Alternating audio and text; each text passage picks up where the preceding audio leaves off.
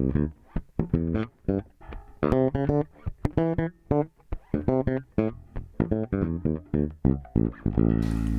everybody, this is Jonathan Grooms coming to you from Cincinnati, Ohio in my little basement studio down here. We are going to talk about my effects pedals today. I've had a lot of guys ask me what I use live. People come up to me occasionally and say, hey man, what was that effect? What were you doing down there? That sounded really cool. Some bass players also like to kind of pick my brain, as well as I like to pick their brain, about effects and what different types of effects they like, what order in the chain that you like to put the effects. But the pedal board I'm going to show you tonight is a finalized version of what I've been building over the years. I've experimented with many different pedals, and I found that I think for my sound, these are the ones that seem to work best for me. So let's go ahead and take a look at the pedal board, and we'll take a look at the signal chain and what each of the pedals do. All right? Okay, so this is the pedal board, and obviously we have 8 pedals on here, and I'm going to start with the first line of the signal chain, which is my TC Electronic Polytune tuner, which is in the upper right. And from there, we go down to the 3-leaf audio Octaver, and this was designed by Spencer Doran in conjunction with bassist Tim Lefebvre, and I think it's an awesome octave divider. There are mixed reviews on it. I seem to really like this octave divider, and I'll demonstrate it in a little bit. From that octave divider, we go into the EBS Octabass octave divider. Why do I have 2? We'll explain later. We go from the Octabass down into a Dark Glass Electronics Duality Fuzz, which is a fuzz tone, a great fuzz tone for bass, and we'll talk about that more. Then I go into my 3-leaf audio groove regulator, which is an envelope filter. Then into the Pigtronics bass envelope phaser, which is basically an envelope filter and a phaser together. Then we go into my Dark Glass Electronics vintage micro tubes, which can take pretty much any amp and make it sound like a tube amp and give you a little bit of overdrive as well, a la Geddy Lee, John Entwistle, Doug Pinnick of King's X. And the last pedal in my chain is the EBS Unichorus. Now, let's talk about order very briefly. Why do I run my effects in this order? You want to run your modulation effects that need tracking, that need to track well. For instance, octave dividers. They want to be first in your signal chain. You want to get the best signal possible going to those. Now, why do I run my fuzz, etc., before some of these other pedals? I do not like the way the fuzz reacts run after my envelope filters. It seems to work better when the fuzz runs into the envelope filters, the envelope reacting to the fuzz tone rather than the fuzz reacting to the envelope. That's why I do it that way. We go into the vintage microtubes basically for the same reason. That's also last because I don't particularly care for the way the envelope filter reacts running the microtubes before it in the signal chain. It seems to add a bit of compression, which consequently takes away some of the dynamics of the envelope filter, and I'll demonstrate that in a minute. And lastly, like I said, we have the chorus. Chorus generally goes last in your signal chain. So let's turn on the bass. Here I'm using my 73 Precision, the dry sound. Now we're going to kick in the octave divider. Now what I'm going to do is turn this all the way, the voicing filter, to make it sound like the original Brown Boss OC2 octave divider. All right?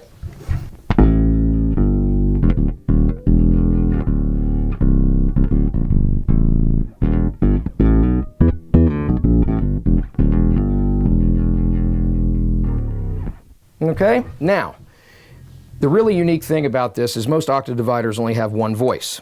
This one has a blend of voices.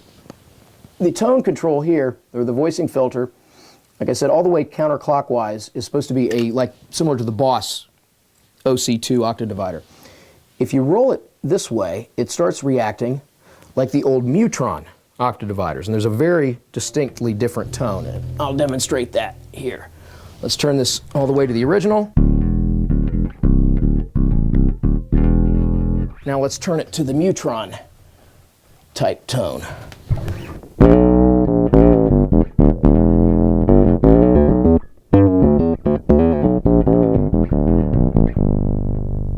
Very, very, very different. More synthesizer type. And then you can get a blend in between the two, which I really like. Another unique feature of this pedal is you can completely take the dry signal out of the chain by pressing this button here. And that's what this sounds like.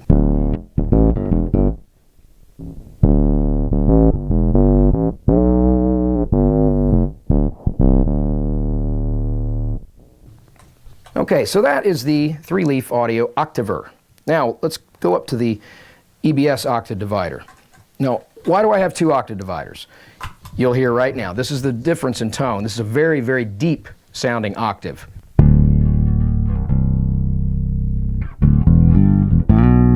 I use this more for dub type sounds, similar like bass lines like this.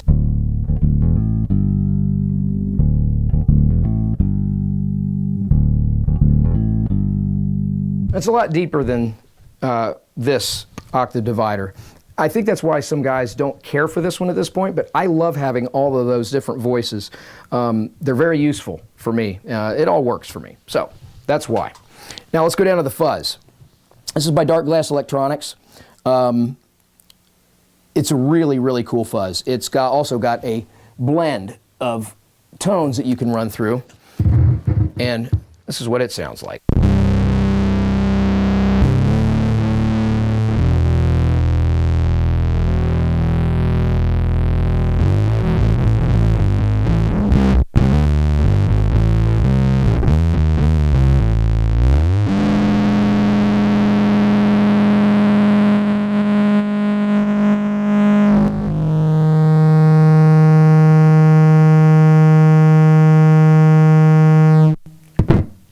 I love that. Now, what you can do is you can get a more modern tone if you roll the voice this way.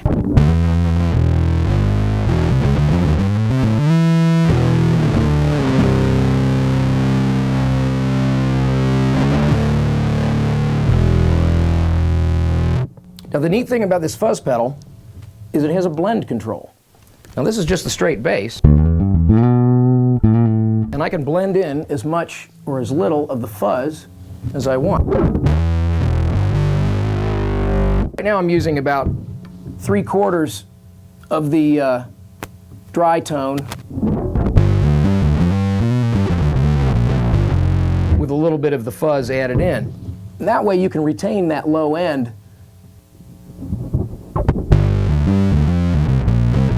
or you can just run it full bore over here.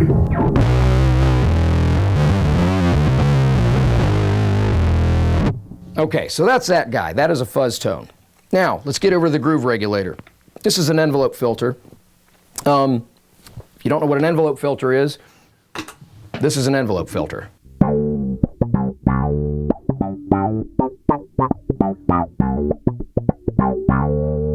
Get you that underwater kind of quacky, Bootsy Collins type thing going on.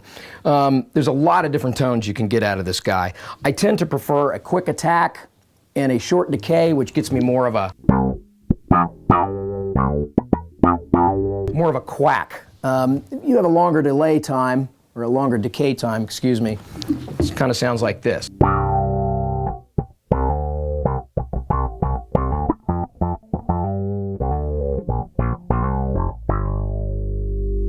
And you can even turn up the intensity on this guy, which will get you up into the upper range.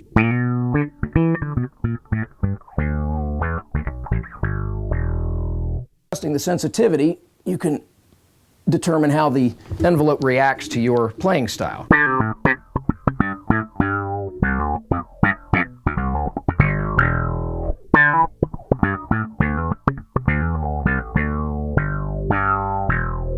Now let's turn that intensity down a little bit and see what we can get here.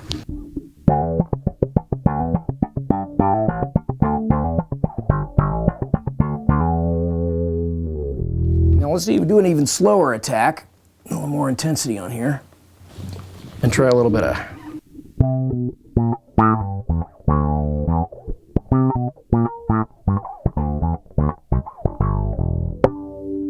So that's basically what an envelope filter does. Now, the Pigtronics envelope phaser is very similar, except it adds a phase. I can't really describe what a phase is, so I'll just let you hear it.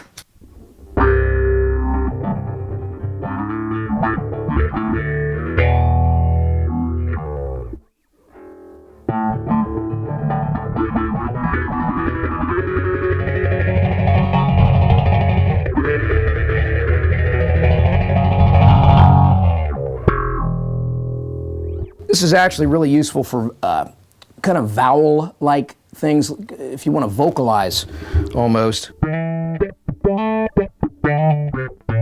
my sensitivity down a little bit.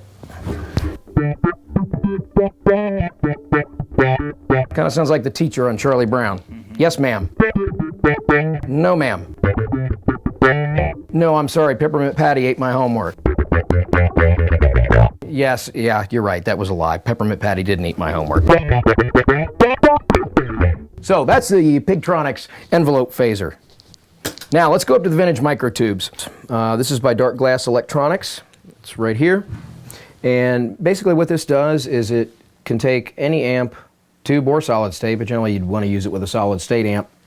Makes it sound like a tube amp. And it can also give you a little bit of overdrive. So let me demonstrate that a little bit. I'll just give it a standard kind of tube tone, and it also has this era knob right here, which can take it from anywhere from an early SVT, I'm sorry, not an SVT, but an Ampeg B15 flip top, up into like an SVT, 1970s era SVT, and then as you turn it this way, you get some more modern overdrive tone that you would get out of some of the more modern amps. Also has a blend control to give you your low end, to keep the low end intact. So why don't we go ahead and listen to this like a little B15 sound. Here's just the dry.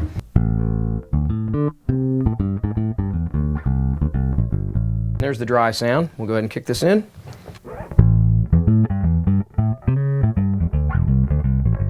There's a little volume jump there, so we'll take this down just a little bit.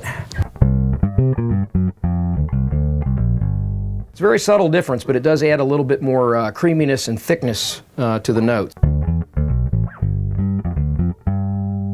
Now, let's turn this up here into a SVT type sound, and we're going to give it a little more overdrive. All right? In fact, we're going to turn the blend and get a little bit more of the dirty sound.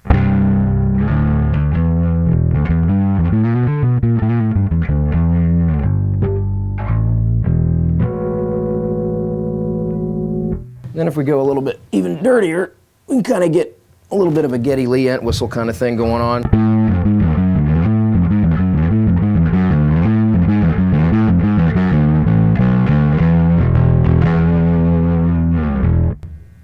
So that's basically what the microtubes does. I like to leave it with a little bit of grind and generally run it up here in the SVT type sound.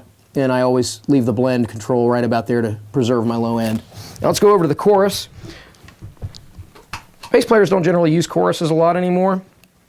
I don't use this pedal very much. Sting in The Police used one quite a bit. Here's the dry tone of the bass.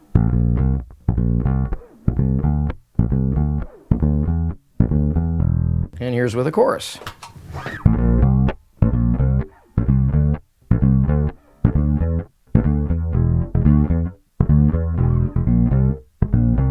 You can also get like a flange out of this. You want to turn the depth up, and let's get our rate going.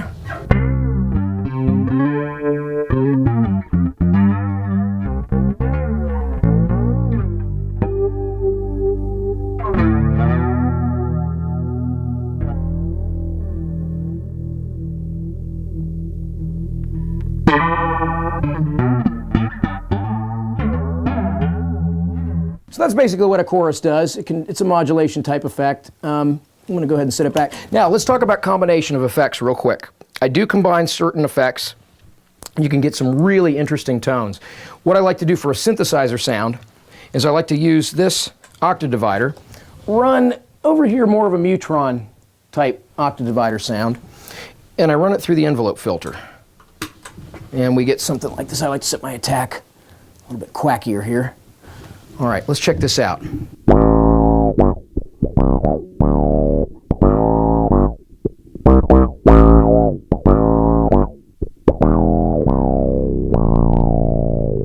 Very very, very, very cool synthy kind of sound you can get. Sometimes you can even add a little bit of overdrive into it, and you get this kind of.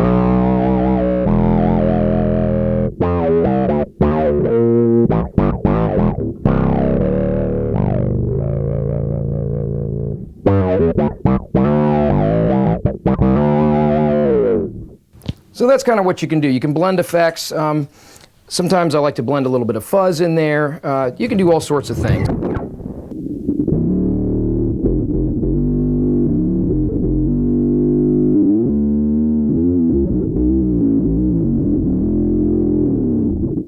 You can get kind of nasty with effects. My advice to anybody that is using effects, use them sparingly. Just remember, less is more.